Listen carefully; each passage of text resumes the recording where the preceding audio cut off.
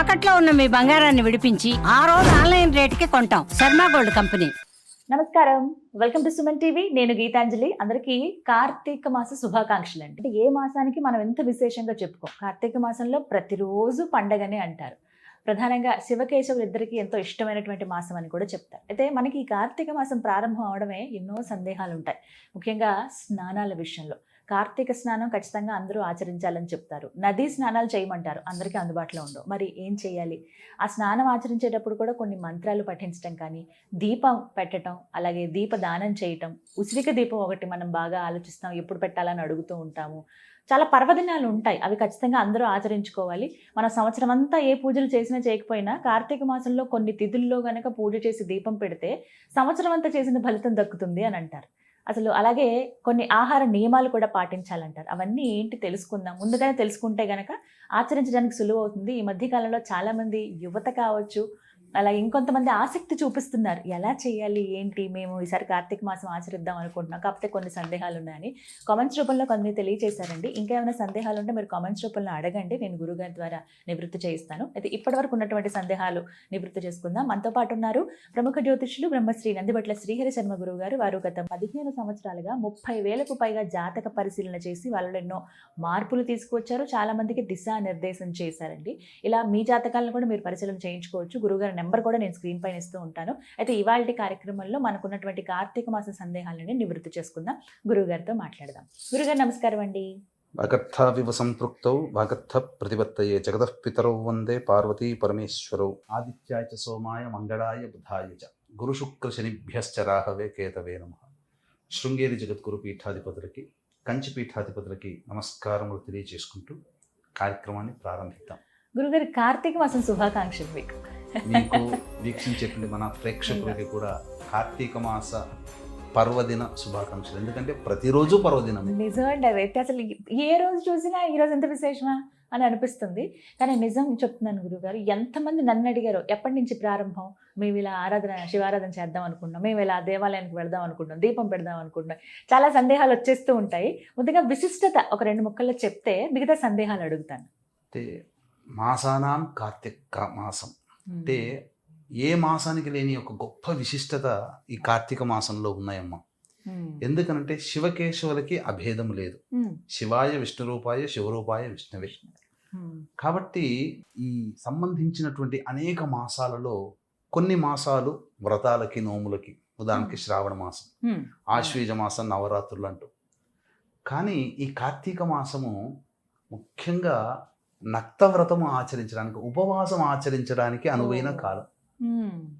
ఉపవాసం అంటూ చేయాల్సిన మాసం ఏదయ్యానంటే కార్తీకమే. ఎందుకనంటే ఈ కార్తీక మాసము చలి ప్రవేశం చేస్తుంది కాబట్టి ప్రతి వ్యక్తికి కూడాను అజీర్ణం ఉంటుంది, తొందరగా డైజెషన్ కాదు. ఈ కారణం చేత ఆ రోజంతా ఉపవాసం ఉండి రాత్రి గనక భోజనం చేసినటువంటి వాళ్ళకైతే ఈ శరీరం ఆరోగ్యకరంగా ఉండడంతో పాటుగా శివునికి కేటాయించబడినటువంటి మాసము కాబట్టి శివానుగ్రహం వలన చాలా ఎంతో పుణ్యాన్ని సంపాదించుకున్న వాళ్ళం అవుతాం. అంటే కనబడని పుణ్యం మనకి ఎందుకంటే అది అవసరానికి అక్కడికి వచ్చినప్పుడే దాని యొక్క విలువ తెలుస్తుంది. కాబట్టి మనిషి ఏదైనా సంపాదించుకుంటాడమ్మా. మీరు గమనించుకుంటే డబ్బు సంపాదించుకోవచ్చు, కీర్తి సంపాదించుకోవచ్చు, పేరు సంపాదించుకోవచ్చు, ఇల్లులు సంపాదించుకోవచ్చు, ఎంతో మందిని సంపాదించుకోవచ్చు. కానీ పుణ్యాన్ని సంపాదించుకుంటే అనేటువంటిది తాను చేస్తే తప్ప రాదు. తను లేకున్నా కూడా అది చెప్పుకుంటారు. కాబట్టి ఏది శాశ్వతమో ఏది అశాశ్వతం అనేది వీక్షించేటువంటి ప్రేక్షకులు గమనించాలి. కార్తీక మాసం అంటేనే శివకేశవులకి అభేదము అనేటువంటిది మనకు చెప్పడం జరిగింది. భేదము లేదు. అంటే ఆషాఢ మాసంలో మనకు తొలి ఏకాదశి వస్తుంది కదా. ఆ తొలి ఏకాదశి రోజున శయన ఏకాదశి అని అంటారు. ఈ కార్తీక మాసంలో వచ్చే ఏకాదశి ఉత్థాన ఏకాదశి. అంటే ఈ కార్తీక మాసంలోనే విష్ణు భగవాను వారు నిద్ర నుంచి మేల్కొంటారు. మరి విష్ణువుకి సంబంధించినటువంటిది క్షీరాబ్ది ద్వాదశి అని కూడా ఉన్నదే. ఇవన్నీ ఉత్థాన ఏకాదశి, క్షీరాబ్ది ద్వాదశి, కార్తీక మాసం, పౌర్ణమి, అమావాస్య, పోలీస్వర్గము, నందీశ్వర వ్రతము, ఇలా 1-2 కేదార నోములు, అసలు 1-2 అనేకమైనటువంటివి ఈ కార్తీక మాసం అంతా. అసలు ఏం చేయాలి, ఏం చేయకూడదు ఈ కార్తీక మాసంలో? ఏం చెయ్యాలి?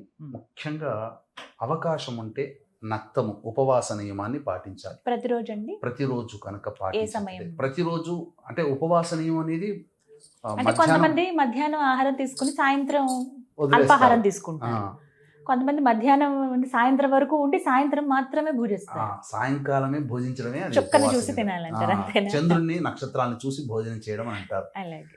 తర్వాత ఆ, ప్రధానంగా తామస గుణాల్ని ప్రేరేపించే అల్లము, వెల్లుల్లి, ఉల్లిపాయ, ముల్లంగి, పుట్టగొడుగులు ఆహారం ఇవన్నీ వర్జించాలి. ఇక ధూమపానము, మద్యపానము, మాంసాహారము వదిలేయాలి. ఉమ్, అవకాశం ఉంటే బ్రహ్మచర్య వ్రతాన్ని ఆచరిస్తే దాని అంత యోగ్యత, మహిమ ఇంకా చెప్పనలవి కాదు. ఉమ్, ఇక ఈ నియమాలు పాటించాలమ్మా. ఉమ్, ఇవి కనీసం ప్రతిరోజు చేయలేని వాళ్ళు ఉమ్, కనీసం కార్తీక సోమవారాలు, సోమవారాలు, తర్వాత ఆరుద్ర నక్షత్రం ఉన్నటువంటి రోజున ఉమ్, ఏకాదశి తిథి, ద్వాదశి తిథి, అమావాస్య, ఉమ్, త్రయోదశి తిథి, పౌర్ణమి, పౌర్ణమి ఈ యొక్క రోజుల్లోనైనా ఉపవాసాన్ని పాటించాలి. చెప్పిన నియమాల్ని పాటించాలి. బ్రహ్మచర్యము, ధూమపానము, మద్యపానము ఇవన్నీ మనం నిషేధన చేయాలి. బ్రహ్మచర్యం ఉండాలి. ఉమ్, ఇలా ఈ నియమాలు కనుక ఉండి సదా శివనామ స్మరణ చేసుకున్నటువంటి వ్యక్తికి ఉమ్, ఖచ్చితంగా మార్గశిర మాసంలో వాళ్ళ సంకల్పం నెరవేరుతుందమ్మా. ఒక్క మాసంలోనే. ఎందుకనంటే ఉమ్, మనకున్నవి 24 గంటలు. ఉమ్, ఉమ్? ఉమ్, మనకు ఆ 24 గంటలలో ఉన్నవే 30 రోజులు కదమ్మా. అవును. రోజుకు 1 నిమిషం చొప్పున 30 నిమిషాలు భగవంతుని కేటాయించండి చాలు. అంతే, ఒక్క నిమిషం ఈ చాలంటారు. కార్తీక మాసం అంతా ఆ, రోజుకు 1 నిమిషం చొప్పున ఆ, 24 గంటల్లో ఒక్క నిమిషం. 1 నిమిషం. స్వామిని. మొత్తం 30 రోజులు అంటే 30 నిమిషాలు. అలా 30 రోజుల్లో ప్రతిరోజు ఒక 30 నిమిషాలు ఈశ్వరుని కోసం కేటాయిస్తే ఉమ్, అసలు అద్భుతం కదా అసలు. జీవితంలో ఎన్నో సమస్యల నుంచికి పరిష్కారం వాళ్ళకి దొరికేస్తుంది. ఉమ్, ఎందుకంటే నా స్వానుభవంలో నేను చాలా మందిని చూశానమ్మా. ఉమ్, బ్రహ్మ ముహూర్త కాలంలో నిద్ర లేచి కాలకృత్యాలు తీర్చుకొని అంతే, అడగాలి. సూర్యోదయం కంటే ముందే శివాభిషేకం చేసుకున్న వ్యక్తి యొక్క వాక్కు ఇంకా అసలు ఆ వాక్కు అమృత వాక్కు. ఉమ్. అతను ఆ సంవత్సరం అంతా సాధించుకుంటాడు. అసలు ఈ మాసంలో అలా పాటిస్తారు కదండి, పాటిస్తారమ్మా. సూర్యోదయం కంటే ముందే ముందే లేచి లేచి దీపారాధన అయిపోతుంది దీపారాధన అప్పటికి. అయిపోతుందమ్మా. అవును. తర్వాత ముఖ్యంగా ఈ కార్తీక మాసంలో ఏ మాసానికి అయినప్పటికీ కూడా లేని విశిష్టత స్నానం. ఆ, అవునండి. మాఘమాసంలో స్నానము ఎట్లాగో ఆ, కార్తీక మాసంలో కూడా స్నాన విశిష్టత. ఉమ్, అంటే అమలక దానము, ఉసిరిక దానం. అమలక అంటే ఉసిరిక, ఉసిరికాయ. ధాత్రి అన్న ఉసిరిక, ఉసిరిక దానము, ఉమ్. సాలగ్రామ దానం ఈ కార్తీక మాసంలోనే చేస్తారు. ఓ, ఆ. ఇప్పుడే. ఆ. ఉమ్. ఇందాక ఒక మాట అన్నానండి, ఉమ్. నదీ స్నానం చేయాలంటారు ఖచ్చితంగా. సముద్ర స్నానం అంటే అది ఎప్పుడైనా, నదీ స్నానం గురించి చెప్తారు కదా, మరి నది అందుబాటులో లేదు అన్న వాళ్ళు ఏం చేయాలండి? ప్రతి ఇంట్లో కూడా ఈ మధ్యలో దొరుకుతున్నాయి. ఉమ్. ఏ నదికి పోయినా ఆ నది బాటిల్స్ తెచ్చుకుంటారు, అవునండి, తెచ్చుకుంటాం. లేదా పూజా స్టోర్స్ లోనే దొరుకుతున్నాయి. ప్రతిరోజు గంగాజలం. స్నానం చేసే వాటిలో ఆ నీరు వేసుకొని స్నానం చేసినా చాలమ్మా. అలా. చన్నీరు స్నానం చేయగలిగితే అమ్మో, చాలా అదే మందికి ముఖ్యం. చేయలేరు. చలికాలం కదా. అవును. చన్నీటి స్నానం కనుక చేస్తే ఉమ్. విశేషం అమ్మా. ఉమ్. చన్నీటి స్నానము అనేటువంటిది చాలా మటుకు శ్రేయస్కరం. Hmm. ఒక మ్యాగ్నెటిక్ అనేటువంటిది మన ఫీల్డ్ మన బాడీలోకి వచ్చేస్తుంది. అందుకని నది స్నానము అంటే నది కూడా ఎలా అంటే ప్రవాహానికి ఎదురుగా ఉండి స్నానం కనుక చేస్తే అది ఎక్కువ లోతులోకి వెళ్లకుండా చేయాలమ్మా. ఉమ్. వెచ్చగా ఉంటాయి నీళ్ళు వెచ్చగా కూడా. ఉంటాయి, వెచ్చగా ఉంటాయి. అలాగే దీపం, ద్రవ్యం. ముఖ్యంగా కార్తీక మాసంలో దీపం అమ్మ, ఉమ్. దీపారాధన చాలా విశేషం. అందుకనే ప్రతిరోజు దేవాలయంలో దీపారాధన చేయాలి. ఇంట్లో ఖచ్చితంగా తులసి చెట్టు దగ్గర దీపారాధన చేయాల్సిందే, అందులో సందేహమే లేదు. పగలు సాయంత్రం ఒప్పుకుంటే ఖచ్చితంగా చేయాల్సిందేనమ్మా. తర్వాత ఉసిరిక దానం చేయాలి, ఉసిరిక దీపం కూడా పెట్టాలి. పూర్వకాలంలో ఏం చేసేవాళ్ళు తెలుసా అమ్మా? స్నానం ఆచరించడం కూడా ఎలా ఉండేదనంటే ఉసిరిక చెట్టులో నీడలో భోజనము, ఉసిరిక చెట్టు నీడ దగ్గర స్నానం అనేటువంటిది. అంటే స్నానం చేసే చెరువు, అందుకని మీకు చెరువు చుట్టుపక్కల ఉసిరిక చెట్లు నాటేవాళ్ళు పూర్వకాలంలో. ఈ కార్తీక మాసం వచ్చిందంటే ఆ ఉసిరిక చెట్టు నీడలో స్నానం చేయమని శాస్త్రం కదా, స్నానం ఆచరించేవాళ్ళు. ఉసిరికతో దీపారాధన కూడా చేస్తారు. పూర్వకాలంలో ఏంటంటే ఉసిరికతో దీపారాధన చేసిన తర్వాత ఆ దీపం ఆరిపోయిన తర్వాత దాన్ని చితగొట్టుకొని దాని ఒంటికి రాసి అప్పుడు స్నానం ఆచరించి భోజనం చేసేవాళ్ళు. ఉసిరిక దీపారాధన చాలా మంది ఏం చేస్తారంటే చిత కొట్టేసుకుంటారు, లోపల గింజ తీసి దాంట్లో ఆవు నేతి వేసి వేస్తారు. కానీ అలా చేయకూడదమ్మా. ఉసిరిక మీదనే బొడ్డు ఒత్తి వేసి దీపారాధన చేస్తే పువ్వు ఒత్తి వేసి చేయొచ్చు. ఆ విధంగా చేయాలమ్మా. ఇది పగలే పెట్టేసేయాలండి దీపం, ఇంటి దగ్గర చేయొచ్చు, సాయంకాలం పూటనైనా చేయొచ్చు, దేవాలయానికి వెళ్ళి అక్కడ చేయొచ్చు. చక్కగా చిన్నగా ముగ్గు వేసి పెడుతుంటారు. ఇక్కడ ఒక చిన్న సందేహం అండి, చిన్న ముగ్గు వేసి పసుపు కుంకుమ వేసి దీపం పెడతారు. నైవేద్యంగా ఏం పెట్టాలండి? పండు పెట్టాలా, లేకపోతే బెల్లం ముక్క పెట్టినా చాలా, పటిక బెల్లం పెట్టాలా? ఏది నైవేద్యం? పరమేశ్వరుడు భోలాశంకరుడు నైవేద్యంగా ప్రతిరోజు కూడా విష్ణు సహస్రనామం చేసుకున్నా, శివ సహస్రనామ పారాయణం చేసుకున్నా, 2 అరటిపండ్లు పెట్టినా స్వీకరిస్తాడు. ఏదైనా అందుబాటులో ఏది ద్రవ్యము దొరికితే అది పెట్టాలమ్మా. ఇలాంటి నియమమే పెట్టాలని మనకు శాస్త్రంలో లేదు. ఎందుకనంటే ఇప్పుడు ఈ నియమమే పెట్టి ఉంటే గనక పూర్వకాలం నుంచి అది ఉండేది కదా. ధనికులు ఆ కాలంలో ఉన్నారు, బీదవాళ్ళు ఆ కాలంలో ఉన్నారు, ఈ కాలంలో ఉన్నారు. అందరికీ సాధ్యమయ్యేదే మనకు. హిందూ ధర్మంలో అందరూ కూడా చేసుకోదగినటువంటి పండుగలే తప్ప ధనికులకి మాత్రమే ఉపయోగ పండుగలు లేవు. కాబట్టి ఎవరికైనా ఫలము దొరుకుతుంది, అరటిపండ్లు దొరుకుతాయి కదా, ఆవు పాలు దొరుకుతాయి కదా, చాలు. ముఖ్యంగా నందీశ్వరునికి అభిషేకం అనేటువంటిది ఈ కార్తీక మాసంలో విశేషమైనటువంటి లాభం కలుగుతుంది. కార్తీక మాసం అంతా కూడా అసలు చాలా యోగ్యమైనటువంటి మాసం అమ్మ. ఒక రకంగా చెప్పాలంటే వెన్నెల మాసము అని అంటారు వీటిని. మీకు ఏ పౌర్ణమికి లేని విశిష్టత కార్తీక పౌర్ణమికే ఉంటుంది. అసలు ఎంత అద్భుతం అండి కార్తీక పౌర్ణమిలో చంద్రుడి నుంచి ప్రసరించే అమృత కిరణాలు ఆ చంద్రునికి సంబంధించినటువంటి వస్తువులు ఆకర్షించుకుంటాయి. తద్వారా వాటిని భుజించినటువంటి మానవుడికి అమృతత్వం లభిస్తుంది. అందుకనే కార్తీక పౌర్ణమి మనము కూలంకషంగా ఈ కార్తీక మాసంలో నెల రోజుల పాటు ఏమేంటి ముఖ్యమైన పండుగలు అవన్నీ కూడా మనం తెలియచేద్దామమ్మా. ఇంట్లో శివలింగం అవి ఉంటాయి కొంతమందికి. ఇప్పుడు దీపావళి అమావాస్య అయిపోగానే ఆ తెల్లవారుజామున మొత్తం ఇంటి దగ్గర దేవుడి గదులు అంతా శుభ్రపరిచేసుకుని పొద్దున్నే అభిషేకం చేసుకోవచ్చు. ఎందుకంటే అమావాస్య మనకు 21వ తారీఖు రోజున సాయంకాలం వరకు ఉంది. ఇల్లంతా కూడా సాయంకాలం అయిపోయిన తర్వాత ఇల్లు శుభ్రపరచు. ఇప్పుడు 21వ తారీఖు కూడా కార్తీక మాసం ప్రారంభం అయిపోయినట్టేనా? 22వ తారీఖు అమ్మా. 22 నుంచి కార్తీక మాసం ప్రారంభం, 20వ తారీఖుతో సమాప్తం. అది మళ్ళీ 20కి నవంబర్ 20వ తారీఖుతో. కాబట్టి 22వ తారీఖు నుంచి ప్రారంభమవుతుంది. కాబట్టి 21 సాయంకాలం ప్రదోషకాలం అయిన తర్వాత ఇల్లంతా కూడాను చక్కగా పూజా మందిరం శుభ్రపరచుకొని శివారాధనకి ఏం పెద్ద ఖర్చు ఉండదమ్మా. మీకు మిగతా దేవతారాధనలో నీరు పోసినా చాలు. ముఖ్యంగా వివిధ రకాలైనటువంటి శివలింగాలతో పూజన చేస్తే మరకతలింగం చాలా విశిష్టం, రసలింగం చాలా విశిష్టం, మృత్తికా లింగం చాలా విశిష్టం.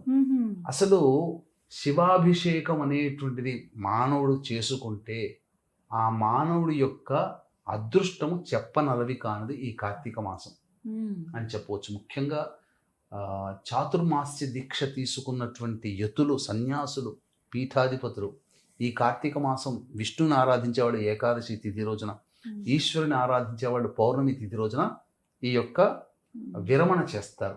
చాతుర్మాస దీక్ష విరమణ చేస్తారు. 4 నెలలు కదమ్మా, శ్రావణం, భాద్రపదం, ఆశ్వీజం, కార్తీకం, వీటితో విరమణ చేస్తారు. ఇది అత్యంత ప్రధానమైనటువంటిది. కాబట్టి అనేకమైనటువంటి పండుగలు దీంట్లో ఉన్నాయి. చాలా విశిష్టతతో కూడుకున్నటువంటిది. కార్తీక పౌర్ణమి చాలా విశిష్టత, కార్తీక అమావాస్య కూడా ఇంకా విశిష్టత. కాబట్టి ఎవ్వరు కూడా ఈ కార్తీక మాసాన్ని వదలకండి, ఆనందంగా చేసుకోండి.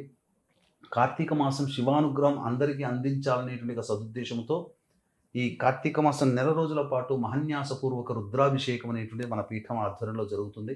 గత 20 సంవత్సరాలుగా చేయిస్తున్నాం. మీ కుటుంబ సభ్యుల గోతనామాదులతో ఈ కార్యక్రమం జరపబడుతుంది. ఎక్కడ మీరు అభిషేకం చేసుకున్నా 10 నిమిషాలు లేదా పావు గంట, కానీ సశాస్త్రీయముగా 2.5 గంటల పాటు జరుపుకుంటేనే అది రుద్రాభిషేకం. మహన్యాసం చెప్పకుండా చేయనిది రుద్రాభిషేకం కాదు. కాబట్టి మహన్యాసపూర్వక రుద్రాభిషేకం నెల రోజుల పాటు మన పీఠమాధ్వర్యంలో జరుగుతుంది. అవకాశం ఉన్న వాళ్ళు కార్యక్రమ తదనంతరం కాంటాక్ట్ చేసి మీ గోత్రనామాలు నమోదు చేసుకోవచ్చు. మామూలుగా అయితే దేవాలయాల్లో ఎక్కడికి వెళ్ళినా ఒక్క రోజు మాత్రమే, కానీ నెల రోజుల పాటు చేసుకునే అవకాశం. ఖచ్చితంగా ఎప్పుడూ కూడా శివాయ నమః అనే నామాన్ని ఈ కార్తీక మాసం నెల రోజుల పాటు కనుక ఏ వ్యక్తి అయితే స్మరిస్తూ ఉంటాడో శివానుగ్రహం, శివుడు కదిలి వస్తాడమ్మా.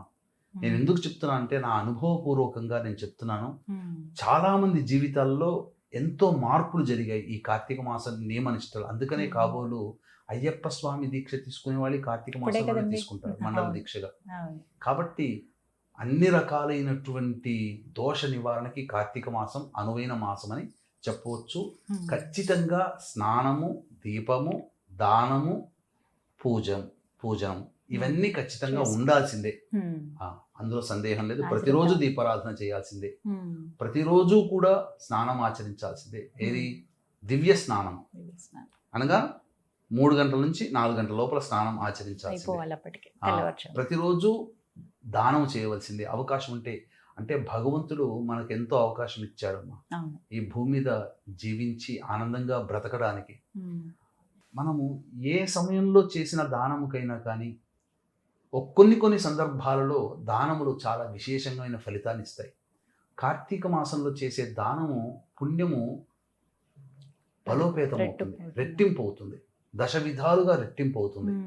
కాబట్టి ఏదేదో వేలకు వేలు, వందలకు వందలు, లక్షలకు లక్షలు దానం చేయమని ఎక్కడ శాస్త్రంలో లేదు. మనస్ఫూర్తిగా నాకు ఇంతే వచ్చు, నా దగ్గర ఈరోజు నేను ఇంతే నా మనసు అంగీకరిస్తుంది.